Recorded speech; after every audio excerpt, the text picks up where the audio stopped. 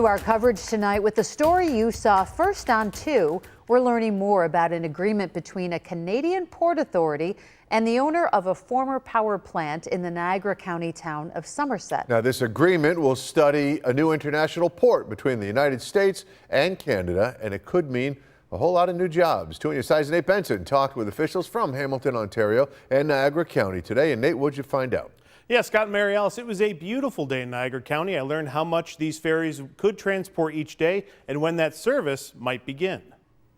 To catch you up, the Hamilton-Oshawa Port Authority has signed a memorandum of understanding with Beowulf Electricity and Data to study the feasibility of a new port and ferry service between the two locations, which for all of you map geeks out there is only a 37-mile shot from coast to coast along Lake Ontario. Why does a direct link from Oshawa to Somerset make sense for HOPA?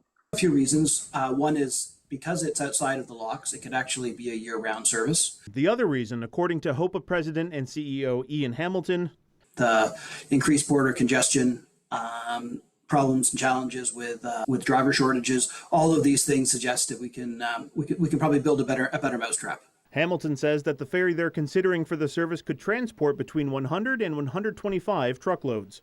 Those truckloads would drive onto the ferry in Oshawa, then make the trip to Somerset. Well, the nice thing is, with it only being 37 miles, you can run probably a round trip every single day, so it could be a daily service.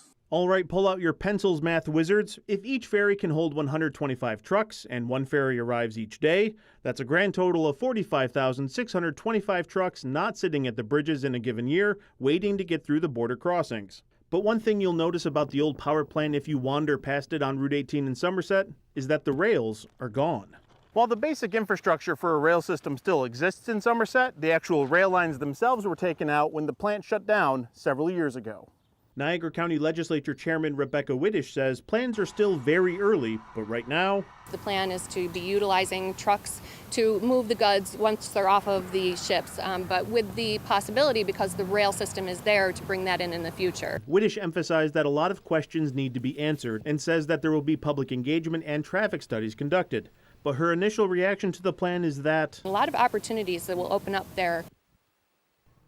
In a perfect world, officials with the Port Authority say they'd like to see trials of the service begin in 2025. On your side, Nate Benson, Channel 2 News. Nate.